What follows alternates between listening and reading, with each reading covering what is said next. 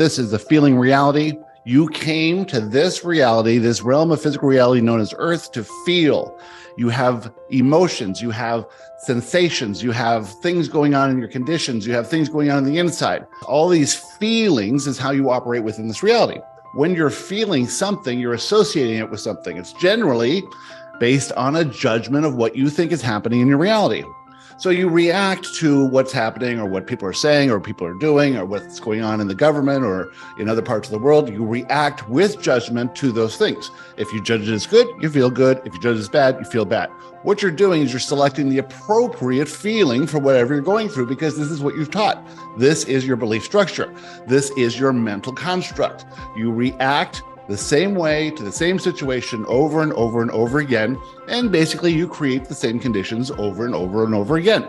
The same repetitions, the same themes, the same incidents. They come back to you, back to you, back to you, because essentially what is happening here is you're creating your reality with the feelings you're feeling, with the mental construct, with your beliefs, with your expectations. What if you could change that? What if you could start feeling first and letting the reality reflect the feelings that you're feeling?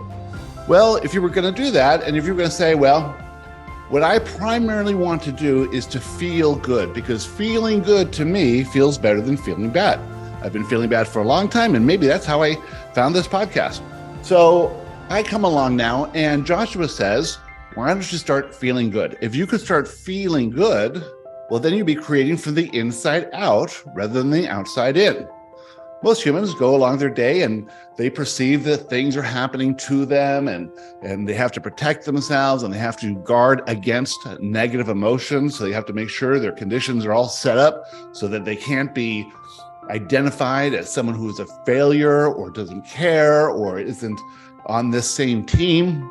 And what they're really doing then is they're protecting themselves from what they call negative emotion. Why do they do that? Because to them, the negative emotion feels bad. And so they set their conditions to feel good. But you can rearrange your conditions all you like. The conditions are always the reflection of how you feel. You think you're doing something, but actually the conditions are formed based on how you feel about yourself. Your perception of yourself within your reality. That's all that's going on here. So if you elevated that perception of yourself, well, you'd feel better. If you thought of yourself in terms of the creator of your reality rather than the victim to your reality, well, you would feel more empowered. When you start to feel better, feel more empowered, and shift the way you react to what's happening outside of you, then nothing outside of you can mean anything.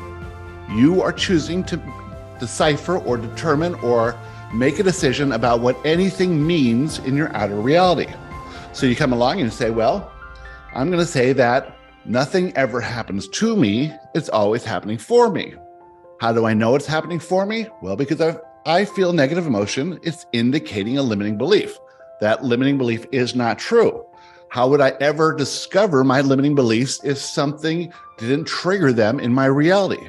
So the manifestation event that I thought was bad in the past, I look forward to now because I know it is helping illuminate my limiting beliefs.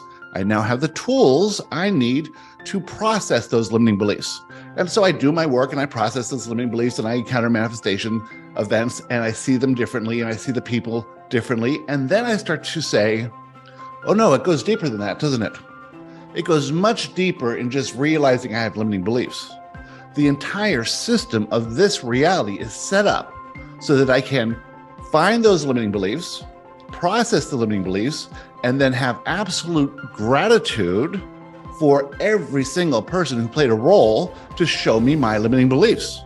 That's the full circle of understanding that the entire reality is set up for you to move on your journey of self-discovery towards more authenticity by shedding those limiting beliefs, shedding that which is inaccurate, shedding that which is inauthentic. That's what you're doing here. You're moving along this journey of self-discovery, shedding, raising your vibration, raising your perspective on yourself, getting off the stuff that doesn't matter, that's not true, all of that is not true to who you are. You see, who you are is who you are right now. It's the fullest, perfect version of you. You just can't see it. So if you remove the stuff that's making you believe you're anything other than perfect, if you remove that stuff that's not true, you start to see yourself as who you truly are.